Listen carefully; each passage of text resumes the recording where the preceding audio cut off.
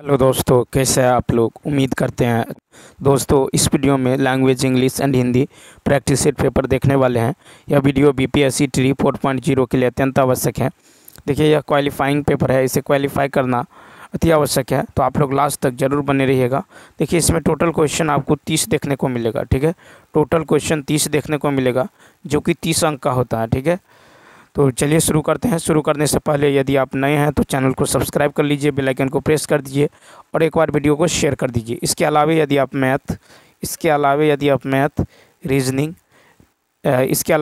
Math reasoning GK GS और science का practice set या प्रीवियस ईयर सॉल्यूशन देखना चाहते हैं तो आप प्लेलिस्ट के जरिए देख सकते हैं।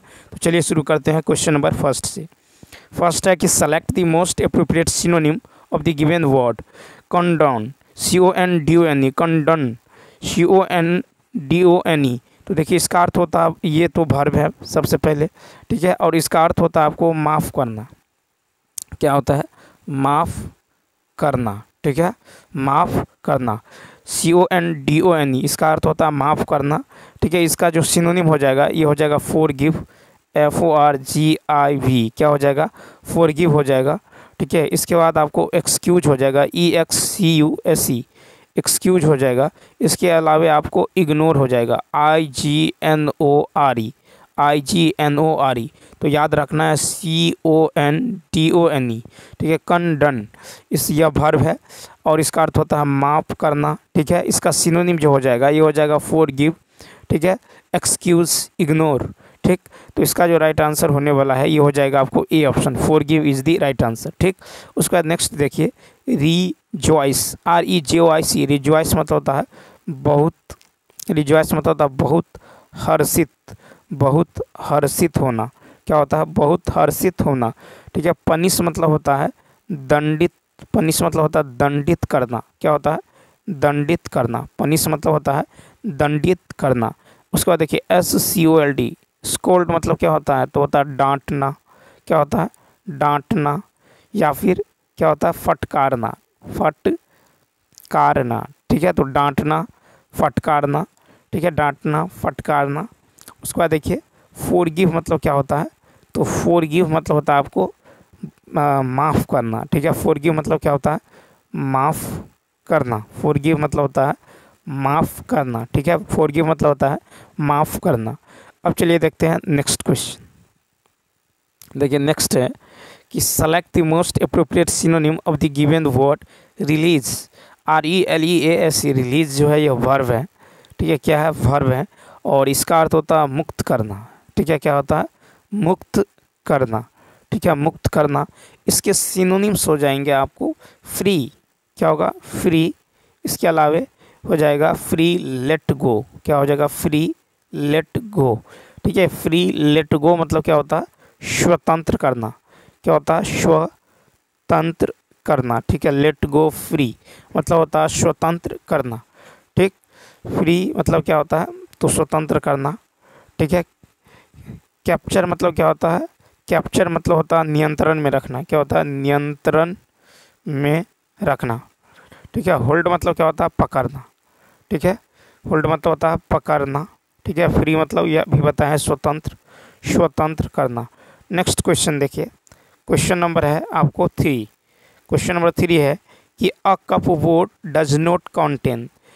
तो देखिए, इसका जो राइट आंसर होगा ये होगा C option, a cupboard does not contains button, BUTTON। ठीक है, BUTTON। वुड, WWD, वुड मतलब होता है लकड़ी। वुड मतलब क्या होता है? लकड़ी। WWD वुड मतलब लकड़ी। क्लॉक मतलब होता है घड़ी। क्लॉक मतलब क्या होता है? घड़ी। ठीक है, उसके बाद यदि देखें तो यहाँ पे राइट आंसर होगा सी ऑप्शन। नेक्स्ट देखिए, क्वेश्चन नंबर 4 कहता है the feminine gender of prince is, the feminine gender of prince is. तो देखिए, इसका जो राइट आंसर हो जाएगा ये हो जाएगा PRINCESS, प्रिंसेस। तो देखिए, यहाँ पे हो जाएगा the feminine gender of prince is princess, यानी B is the right answer.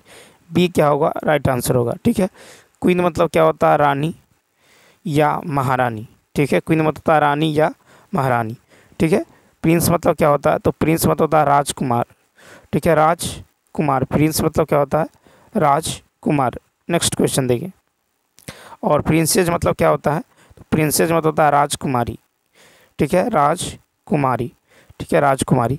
उसके बाद नेक्स्ट क्वेश्चन देखिए, क्वेश्चन नंबर 5। क्वेश्चन नंबर 5 है कि which direction is opposite to west? Which direction is opposite to west?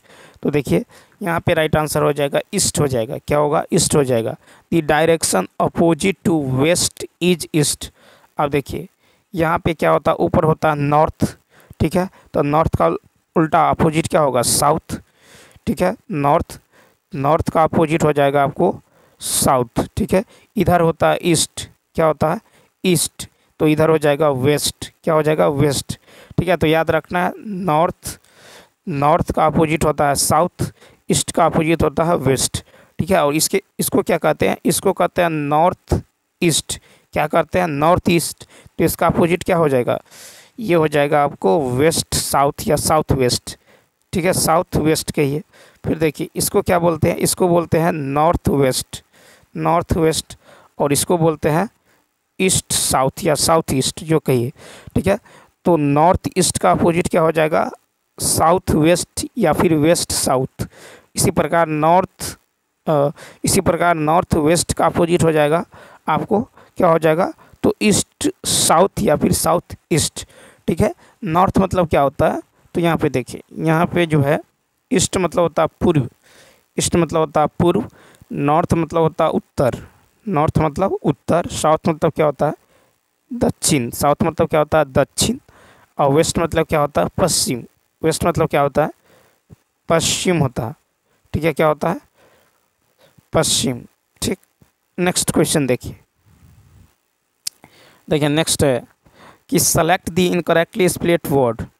तो 6 का हो जाएगा बी ऑप्शन। क्या होगा? बी ऑप्शन, ठीक है।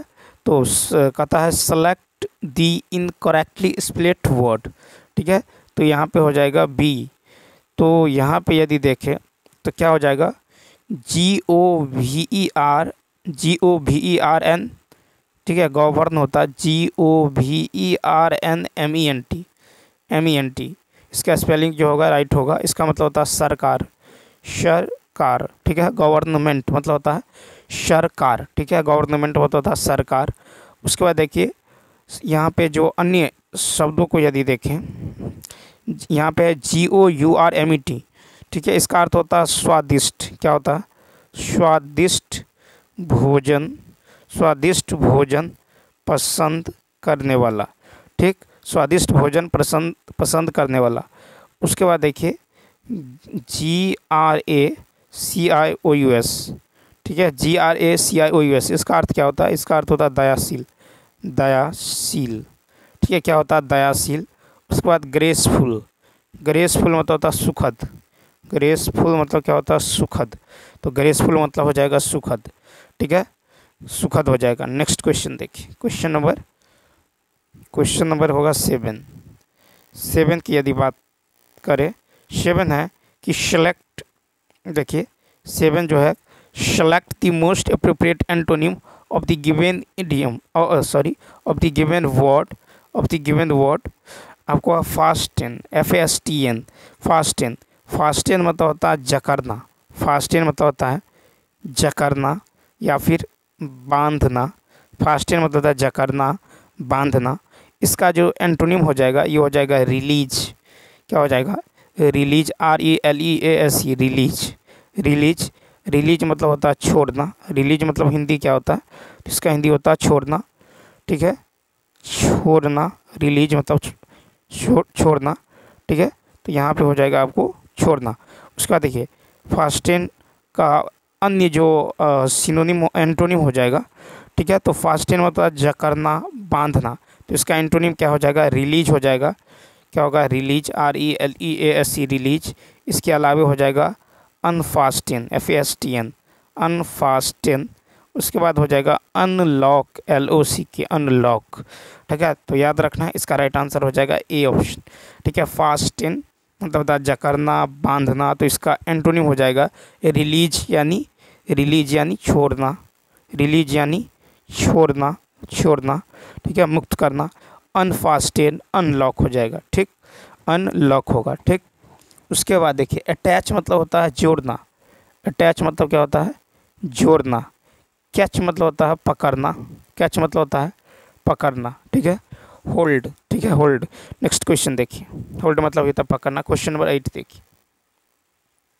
क्वेश्चन नंबर 8 की यदि बात करें तो 8 है कि select the most appropriate meaning of the given idiom. Drop names. Drop names, तो देखिए ड्रॉप नेम्स का इडियम का अर्थ होता है बड़े बड़े लोगों का जिक्र करना। बड़े लोगों का जिक्र करना। बड़े लोगों का जिक्र करना। ठीक है, यानी हो जाएगा कि name famous people to impress others. B option. ठीक है, ड्रॉप नेम्स मतलब होता है बड़े लोगों का जिक्र करना। Name famous people to impress others. ठीक, नेक्स्ट क्वेश्चन की यदि बात करें, क्वेश्चन नंबर देखिए 9। अब यहाँ से हिंदी जो है शुरू होता है। हिंदी 9 है कि सही वर्तनी वाले शब्द का चुनाव करें। सही वर्तनी वाले शब्द का चुनाव करें। उज्ज्वल, यहाँ पे क्या होगा? तो ई ऑप्शन हो जाएगा। ठीक है, तो सही वर्तनी वाले शब्द होगा उ जो संयुक्त व ल, उज्ज्वल। ठीक है, उज्ज्वल जो होगा क्या होगा? राइट होगा। तो यहाँ पे हो जाएगा उ जो संयुक्त व ल, सही वर्तनी वाले शब्द उ जो संयुक्त व ल, यानी ए ऑप्शन हो जाएगा। क्या होगा? ए ऑप्शन क्या हो जाएगा? राइट होगा। ठीक है, उसके बाद देखिए क्वेश्चन नंबर 10 जो है कहता छाती पर सांप लौटना मुहावरे का अर्थ। तो बी ऑप्शन। देखिए छाती पर सांप लौटना मुहावरे का सही अर्थ होगा ईर्ष्या करना या द्वेष से जलना। क्या होता है? ईर्ष्या करना या द्वेष से जलना। नेक्स्ट 11 नंबर है कि सिंह वन में रहता है, रेखांकित में कारक है। तो बी ऑप्शन। देखिए सिंह जो है वन में रहता है। सिंह वन में रहता है, यहाँ वन में अधिकरण कारक का प्रयोग जो है हुआ है। अधिकरण कारक का चिन्ह जो है, चिन्ह क्या होता है? में या फिर पर। ठीक है, अधिकरण कारक का जो चिन्ह होता है ये होता है में या पर। तो यहाँ का था वन में, तो ये हो जाएगा अधिकरण कारक। ठीक है, अधिकरण कारक। ठीक है, वहीं आपादान कारक से क्या होता है? आपादान कारक से होता है बोध की अलग होना, जिसे पेड़ से पत्ते गिरता है। ठीक, उसके बाद देखिए अधिकरण कारक शब्द के जिस रूप में क्रिया के आधार पर ज्ञान होता है उसे अधिकरण कारक कहते हैं। ठीक, नेक्स्ट क्वेश्चन नंबर देखिए 12 है कि मुंह में ठेपी देना। इस मुहावरे का अर्थ मुंह में ठेपी देना, इस मुहावरे का अर्थ क्या होगा? तो 12 का होगा बी ऑप्शन। कुछ न बोलने देना। मुंह में ठेपी देना मुहावरे का अर्थ है कुछ न बोलने देना। ठीक है, उदाहरण जैसे आजकल के नेता गण एक दूसरे के मुंह में ठेपी देने की कोशिश करते हैं। क्वेश्चन नंबर देखिए 13 कहता नमक मिर्च लगाना। इस मुहावरे का अर्थ क्या है? तो 13 का होगा ए ऑप्शन, बढ़ा चढ़ाकर कहना। नमक मिर्च लगाना मुहावरे का अर्थ है किसी भी बात को बढ़ा चढ़ाकर कहना। ठीक, क्वेश्चन नंबर देखिए 14 कहता है जुगुप्सा का अस्थाई भाव जो है किस रस से संबंधित है? जुगुप्सा का अस्थाई भाव ये है। 14 का होगा बी ऑप्शन। क्या होगा? विभत्स रस। जुगुप्सा का अस्थाई भाव किस रस से संबंधित है? विभत्स रस हो जाएगा। ठीक है, विभत्स रस जो है इसका राइट आंसर होने वाला है। ठीक, तो याद रखना है जब किसी दृश्य को देखकर मन में जुगुप्सा या घृणा, जुगुप्सा या घृणा के भाव की परिपक्वता पाई जाती है तो वहाँ पर विभत्स रस होता है। ठीक, विभत्स रस होता है। ठीक है, उसके बाद देखिए, उसके बाद यदि देखें क्वेश्चन नंबर 15 देखिए। 15 है ग्रस्त का विपरीतार्थक शब्द बताइए। तो ग्रस्त का विलोम होगा मुक्त। B option. ग्रस्त का विलोम होगा मुक्त। लुप्त का विलोम क्या होगा? लुप्त का विलोम होगा व्यक्त। लुप्त का विलोम हो जाएगा व्यक्त। ठीक है, उसके बाद ग्राह्य का विलोम क्या होगा? देखिए ग्राह्य का विलोम हो जाएगा शुप्त या फिर त्याज्य। ठीक है, त्याज्य। नेक्स्ट क्वेश्चन देखिए, क्वेश्चन नंबर जो है क्वेश्चन नंबर हो जाएगा आपको 16 है कि तिमिर का विपरीतार्थक शब्द बताइए। तिमिर का हो जाएगा सी आलोक। तिमिर का विपरीतार्थक हो जाएगा आलोक। क्या हो जाएगा? आलोक हो जाएगा। तिमिर का विपरीतार्थक क्या हो जाएगा? आलोक। ठीक है, नेक्स्ट। उसके बाद देखिए क्वेश्चन नंबर 17 कहता है सामान्य का विपरीतार्थक शब्द बताइए। सामान्य, तो 17 का सी। विशिष्ट, सामान्य का विपरीतार्थक शब्द विशिष्ट। ठीक है, और श्रेष्ठ का विपरीतार्थक शब्द क्या होता है? तो अधम, अधम या फिर निकृष्ट, निकृष्ट हो जाएगा। ठीक, उसके बाद देखिए क्वेश्चन नंबर 18। क्वेश्चन नंबर 18 की यदि बात करें तो 18 है कि उठ जाना मुहावरे का अर्थ है। 18 का ए, मर जाना। उठ जाना मुहावरे का अर्थ है मर जाना। उठ जाना मुहावरे का अर्थ मर जाना। नेक्स्ट फिर है 19, कनक कनकते 100 गुनी मादकता अधिकाय, या खाए बौराए जग वा पाए बौराए। ठीक है, कनक कनकते 100 गुनी मादकता अधिकाय, या खाए बौराए जग वा पाए बौराए। इसमें कौन सा अलंकार है? तो 19 का होगा सी ऑप्शन, यमक अलंकार। कौन सा अलंकार? यमक, यमक अलंकार। तो याद रखना है कि जहाँ पर किसी शब्द की आवृत्ति कई बार हो वह उसके अर्थ भी अलग अलग हो, यमक अलंकार कहलाता है। जैसे इन पंक्तियों में कनक शब्द 2 बार आया है। एक कनक का अर्थ होता है, एक कनक का अर्थ होता है सोना, एक कनक का अर्थ होता है सोना, एक कनक का अर्थ होता है सोना। वहीं दूसरे कनक का अर्थ होता है धतूरा। धतूरा क्या होता है? धतूरा। तो कनक कनकते 100 गुनी मादकता अधिकाय, या खाए बोराय जग वा पाए बोराय। तो इसमें जो है यमक अलंकार है। ठीक है, क्या है? यमक अलंकार है। नेक्स्ट क्वेश्चन देखिए 20 है कि जब नायक एवं नायिका के मिलने का अवसर प्राप्त होता है।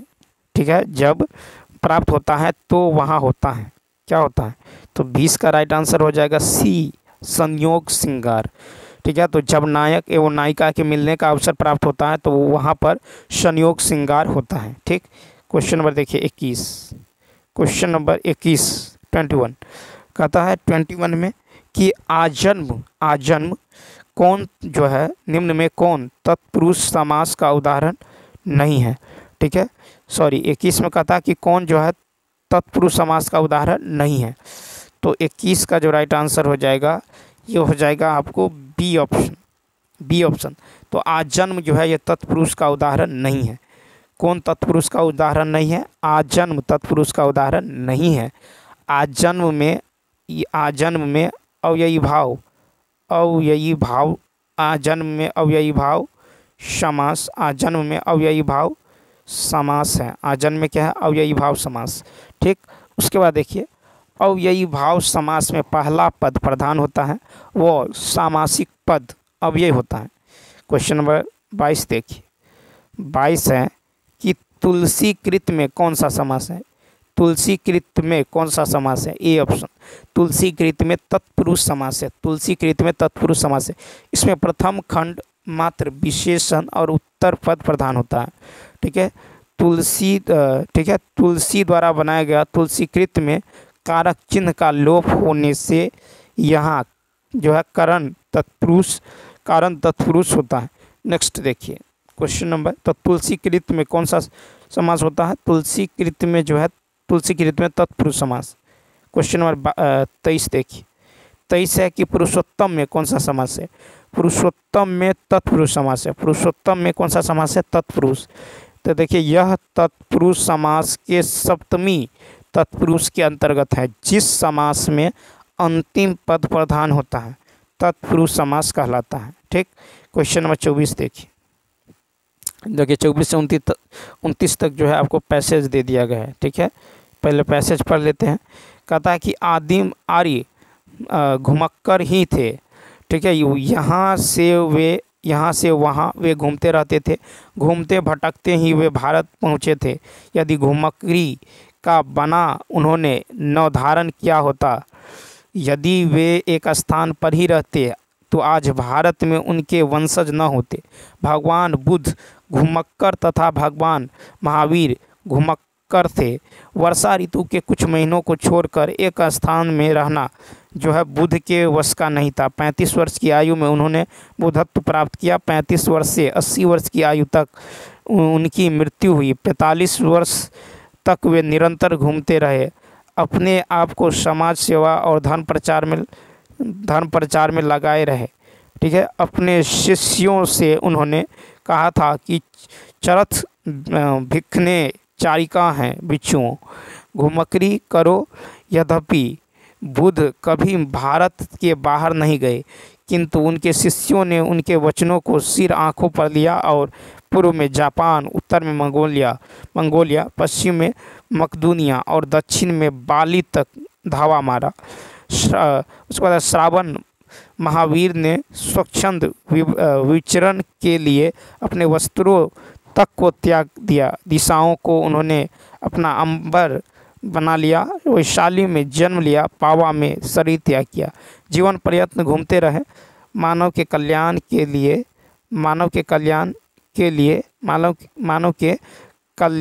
लिए मानवों के राह प्रदर्शन के लिए। और शंकराचार्य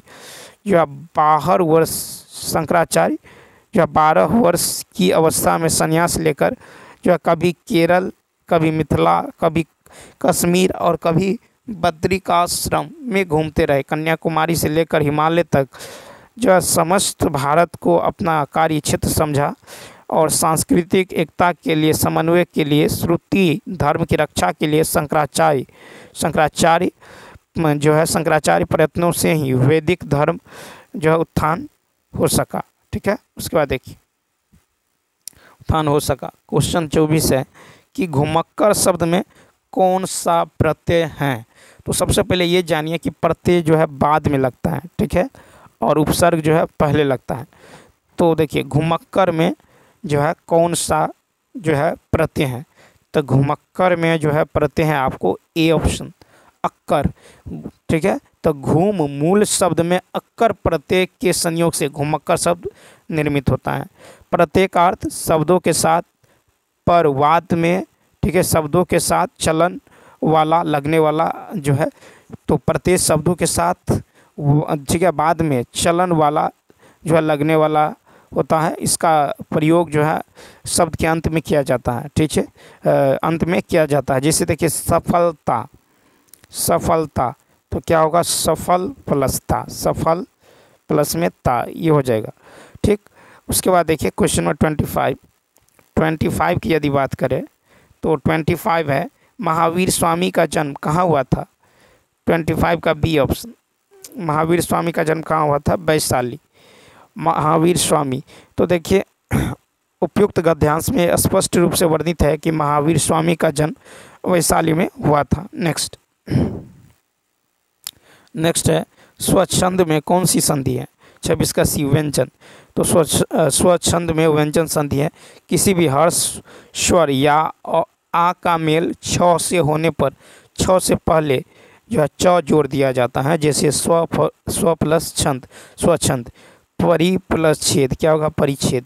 क्वेश्चन नंबर 27 है महात्मा बुद्ध ने जब बुद्धत्व प्राप्त किया तब उनकी अवस्था कितनी थी। तो 27 का क्या होगा, 27 होगा बी 35 वर्ष। महात्मा बुद्ध ने जब बुद्धत्व प्राप्त किया तब उनकी अवस्था 35 वर्ष थी। नेक्स्ट क्वेश्चन नंबर 28 है कि श्रुति धर्म का क्या अर्थ है। श्रुति धर्म का क्या अर्थ है। 28 का सी वैदिक धर्म। तो श्रुति धर्म का अर्थ जो है वैदिक धर्म से है। श्रुति धर्म की रक्षा के लिए ही वैदिक धर्म का उत्थान हुआ है। इसका उद्देश्य सांस्कृतिक एकता एवं समन्वय की भावना की स्थापना करना था। नेक्स्ट क्वेश्चन 29 देखिए। उधर गरजती सिंधु लहरियाँ कुटिल काल के जालों सी, चलती आ रही फेन उगलती फन फैलाए वालों सी। इन पंक्तियों में कौन सा रस है। इन पंक्तियों में कौन सा रस है। तो देखिए 29 का जो राइट आंसर होगा ए ऑप्शन, क्या है, भयानक रस। ठीक है, क्या कौन सा रस है, तो भयानक रस। तो देखिए भयप्रद वस्तु या घटना देखने, सुनने अथवा प्रबल शत्रु के विद्रोह आदि से भय का संचार होता है। ठीक है, यही भय अस्थायी भाव का विशाल अनुभव और संचारी भावों में परिपुष्ट होता है, यहाँ जो है भयानक रस होता है। क्वेश्चन नंबर 30 देखिए। नेक्स्ट क्वेश्चन है कि रामचंद्र शुक्ल ने हिंदी साहित्य का प्रथम महाकाव्य इनमें से किसे माना है? तो 30 का होगा बी ऑप्शन, पृथ्वीराज रासो। रामचंद्र शुक्ल ने हिंदी साहित्य का प्रथम महाकाव्य पृथ्वीराज रासो को माना है। रामचंद्र शुक्ल की प्रमुख रचनाएं हैं संग्रह, चिंतामणि, विचार विधि आदि। रामचरितमानस गोस्वामी तुलसीदास की रचना है, ठीक है। बिसल देव रासो नरपति नाल्ह की रचना है। पृथ्वीराज विजय कश्मीरी पंडित जयानक की रचना है, ठीक है। तो चलिए दोस्तों, इस वीडियो में इतना ही। यदि यह वीडियो अच्छा लगा हो तो लाइक, शेयर और सब्सक्राइब करना ना भूलें। साथ ही साथ कमेंट करके बताइए कि यह वीडियो आपको कैसा लगा, ठीक है। इसके अलावा यदि आप मैथ, रीजनिंग, जीके जीएस, ठीक है, मैथ रीजनिंग जीके जीएस और साइंस का प्रैक्टिस सेट पेपर या प्रीवियस ईयर पेपर देखना चाहते हैं तो आप प्लेलिस्ट के जरिए देख सकते हैं। तो चलिए मिलते हैं नेक्स्ट वीडियो में, तब तक के लिए थैंक्स।